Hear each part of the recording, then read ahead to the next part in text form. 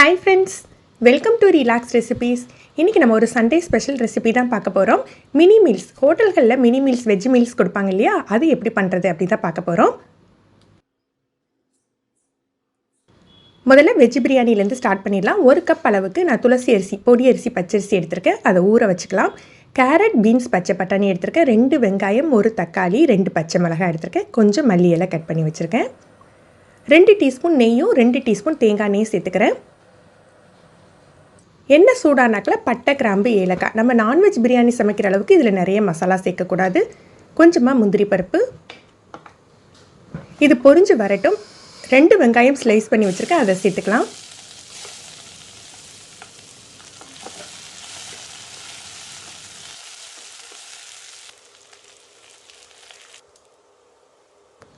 வெங்காயம் வதங்கினாக்கில் 2 டீஸ்பூன் இஞ்சி பூண்டு விழுது சேர்த்து வதக்கிக்கலாம். இஞ்சி பூண்டு பேஸ்ட் அந்த நெய்யில் நல்லா வதங்கணும். வதங்கின பிறகு தான் நம்ம தக்காளி சேர்த்துக்கணும். இப்போ நம்ம தக்காளி, மல்லியெல்லாம் சேர்த்துக்கலாம். நீங்கள் புதினா வேணும்னா கூட புதினா கட் பண்ணி சேர்த்துக்கோங்க.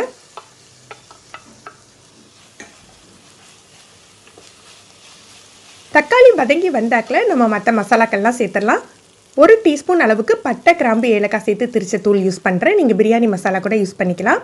காரத்துக்கு தேவையான அளவுக்கு மிளகாய்த்தூள், தேவையான அளவுக்கு உப்பு சேர்த்து வதக்கி விட்டுக்கலாம். இது ரொம்ப நேரம் வதங்கக்கூடாது. ரொம்ப நேரம் மசாலா எண்ணெயில் வதங்கினா கருத்து போயிடும். இப்போ 2 டேபிள் ஸ்பூன் அளவுக்கு தயிர் சேர்த்துக்கணும். நம்ம தயிர் சேர்த்துக்கிறதுனால தான் தக்காளி அளவு கம்மியாக சேர்த்துக்கிறோம்.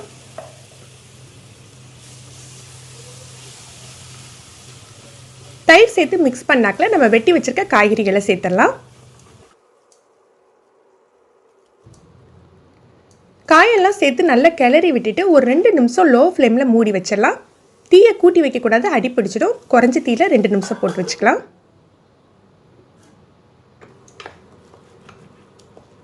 இப்போ நம்ம தேவையான அளவுக்கு தண்ணி சேர்த்துக்க போகிறோம். நான் பொடி அரிசி யூஸ் பண்ணேன்னு சொன்னேன் இல்லையா? 1க்கு 1.25 கப் அளவுக்கு தண்ணி சேர்த்துக்கிறேன். நீங்கள் பாஸ்மதியாக இருந்தால் 1க்கு 2 அளவுக்கு தண்ணி சேர்த்துக்கோங்க. இந்த பிரியாணிக்கு நம்ம தேங்காய் பால்லாம் சேர்க்க வேண்டியதில்லை. நம்ம தயிர், தக்காளி சேர்த்துருந்தா கூட கண்டிப்பாக லெமன் ஜூஸ் பிரியாணிக்கு ஒரு நல்ல ஒரு டேஸ்ட்டு கொடுக்குங்க. ஒரு அரை மூடி லெமன் பிழிஞ்சு விட்டுக்கலாம். உப்பு காரம் செக் பண்ணிவிட்டு உங்களுக்கு தேவைப்பட்டது போட்டு அட்ஜஸ்ட் பண்ணிக்கோங்க.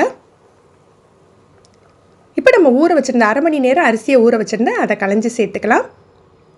மிதமான தீயில வேக விட்டுறலாம்.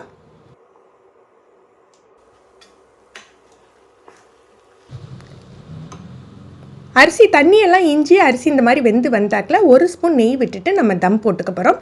நல்ல டைட்டான மூடி போட்டு குறைஞ்ச தீயில் ஒரு தோசைக்கல் மேலே ஒரு 10 நிமிஷம் வச்சிடலாம். நீங்கள் குக்கரில் விசில் போடுறதா இருந்தால் மீடியம் ஃப்ளேமில் ஒரு விசில் வச்சு 10 நிமிஷம் லோ ஃப்ளேமில் வச்சிங்கன்னா உங்களுக்கு பிரியாணி செட் ஆகிடும். நான் இன்றைக்கி தம் போட்டு தான் செஞ்சுருக்கேன்.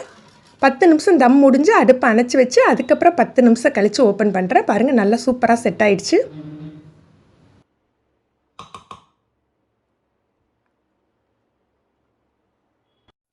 இப்போ நம்ம பிசிபேலாபாத் எப்படி பண்ணுறதுன்னு பார்க்கலாம். 1 கப் அளவுக்கு சாப்பாட்டு அரிசி. வழக்கமாக சாதம் வைக்கிறதுக்கு என்ன அரிசி யூஸ் பண்ணுவீங்களோ அதை எடுத்துக்கோங்க. அரை கப் அளவுக்கு துவரம்பருப்பு, 2ஐயும் சேர்த்து கழுவி எடுத்துக்கலாம். 1.5 கப் இருக்கு இல்லையா, 2 சேர்த்து. இதுக்கு நம்ம வழக்கமாக 3 அளவு தண்ணி வச்சிங்கன்னா உங்களுக்கு 4.5 கப் வரும். இன்றைக்கி நம்ம 5.5 கப் அளவுக்கு தண்ணி சேர்த்துக்க போகிறோம். 1 கப் அரிசி, அரை கப் பருப்புக்கு 5.5 கப் அளவுக்கு தண்ணி சேர்த்துக்கலாம். இது லோ டு மீடியம் ஃப்ளேமில் 4 விசில் வச்சு எடுத்துக்க போகிறோம். தண்ணி நிறைய இருக்கிறதுனால உங்களுக்கு அடி பிடிக்காது, ஆனால் ஹை ஃப்ளேமில் வைக்காதீங்க. இப்போ இதுக்கு தேவையான மசாலா வறுத்தரலாம். ஒரு 3 டேபிள் ஸ்பூன் அளவுக்கு கடலைப்பருப்பு எடுத்துருக்கேன். 2 டீஸ்பூன் விதை கொத்தமல்லி, 1 டீஸ்பூன் உளுத்தப்பருப்பு எடுத்துக்கலாம். அதோட 1 ஸ்பூன் அளவுக்கு ஜீரகம், 1 டீஸ்பூன் மிளகு, ஒரு 1/4 டீஸ்பூன் போல் வெந்தயம், 4லேருந்து 6 வரைக்கும் காஞ்ச மிளகாய் சேர்த்துக்கலாம். இதில் நம்ம மிளகாய் தூளும் சேர்ப்போம், அதனால் நம்ம காஞ்ச மிளகாய் பார்த்துட்டு சேர்த்துக்கலாம். இது லோ டு மீடியம் ஃப்ளேமில் நல்லா வாசம் வர்ற வரைக்கும் வறுத்து எடுத்துக்கணும். முதல்ல லைட்டாக வறுத்துட்டு 1 டீஸ்பூன் போல் எண்ணெய் சேர்த்துக்கலாம். நான் நல்லெண்ணெய் சேர்த்துக்கிறேன். பருப்பு நல்லா வறுபட்டாக்கில் நம்ம தேங்காய் துருவல் சேர்த்துக்க போகிறோம். ஒரு 3 டீஸ்பூன் அளவுக்கு ஃப்ரெஷ்ஷாக துருவின தேங்காய் துருவல் சேர்த்துக்கலாம். இது ஒரு 1 நிமிஷம் போல் வறுத்து விட்டுக்கலாம். கலர் சேஞ்ச் ஆக வேண்டியதில்லை. இப்போ நம்ம அடுப்பை அணைச்சிட்டு ஒரு அரை டீஸ்பூன் மஞ்சள் பொடி, 1 டீஸ்பூன் காஷ்மீரி சில்லி பவுடர், ஒரு அரை டீஸ்பூன் பெருங்காயத்தூள்.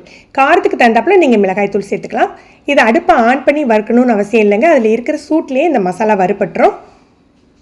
இதை முதல்ல மிக்சியில் பவுடர் பண்ணிவிட்டு நமக்கு தேவையான அளவுக்கு தண்ணி சேர்த்து நைஸாக அரைச்சி எடுத்துக்கணும். சாதமும் பருப்பும் நல்லா வெந்துடுச்சு. இப்போ இதை லைட்டாக மசிச்சு விட்டுக்கலாம். நல்ல கனமான பாத்திரமாக எடுத்துகிட்டு ஒரு 2லேருந்து 3 டீஸ்பூன் எண்ணெய் சேர்த்துட்டு கொஞ்சமாக சின்ன வெங்காயம், நான் ஒரு 20 போல் எடுத்திருக்கேன், உங்களுக்கு தேவையான அளவுக்கு சேர்த்துக்கோங்க. இதை லேசாக வதக்குனாக்கில் உங்களுக்கு என்ன காய்கறிகள் விருப்பமோ அதை சேர்த்துக்கோங்க. நிமிஷம் போல் நல்லா வதக்கி விட்டுக்கலாம். இதில் இப்போ நம்ம அரைச்சி வச்சுருக்கோம் இல்லையா, அந்த மசாலாவை சேர்த்துடலாம். நம்ம காஷ்மீரி சில்லி பவுடர் சேர்த்துருக்கிறதுனால அந்த மசாலாவோட கலரே உங்களுக்கு நல்லாயிருக்கும். இல்லை தேவையான அளவுக்கு உப்பு சேர்த்துக்கலாம். எலுமிச்சம்பழம் அளவுக்கு புளி எடுத்து கரைச்சி வச்சுருக்கேன், அதை சேர்த்துக்கலாம். புளி தண்ணி சேர்த்துட்டு ஒரு 3 கப் போல் நமக்கு தண்ணி தேவைப்படும்.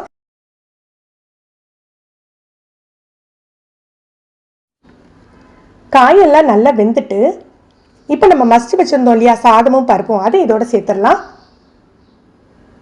சாதத்தை மசிக்காமல் சேர்த்தா உங்களுக்கு முழுசாக தெரிய ஆரம்பிச்சிடும். மசித்த பிறகு தான் நம்ம சேர்த்துக்கணும். இதை நல்லா மிக்ஸ் பண்ணி விட்டுட்டு லோ ஃப்ளேமில் ஒரு 5 நிமிஷம் அப்படியே இருக்கட்டும். இப்போ நம்ம தாளித்து கொட்டி ஒரு 2 டீஸ்பூன் நெய் எடுத்துருக்கேன். முதல்ல முந்திரி பருப்பை தாளித்து கொட்டிட்டு அப்புறமா நம்ம கடுகு உளுந்த பருப்பு தாளிச்சுக்கலாம்.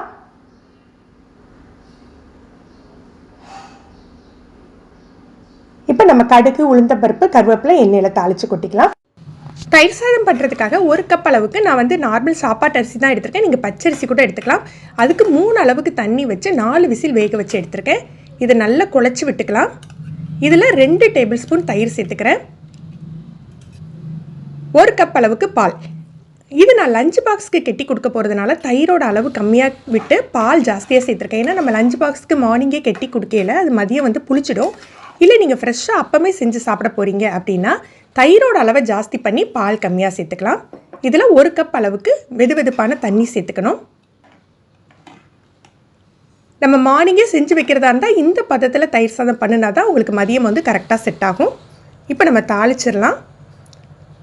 கடுகு உளுந்த பருப்பு, காரத்துக்கு தேவையான அளவுக்கு பச்சை மிளகாய் கருவேப்பிலை சேர்த்துக்கலாம்.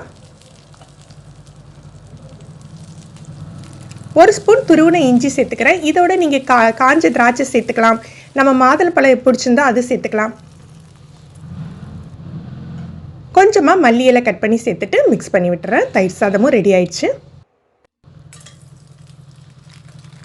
கொஞ்சம் கூழ் வத்தல், வெங்காய வத்தல் பொரிச்சு எடுத்துக்கலாம். இதோட ரெசிபி ஆல்ரெடி நம்ம சேனலில் போட்டிருக்கேன். அதோட லிங்கை கீழே டிஸ்கிரிப்ஷனில் கொடுக்குறேன்.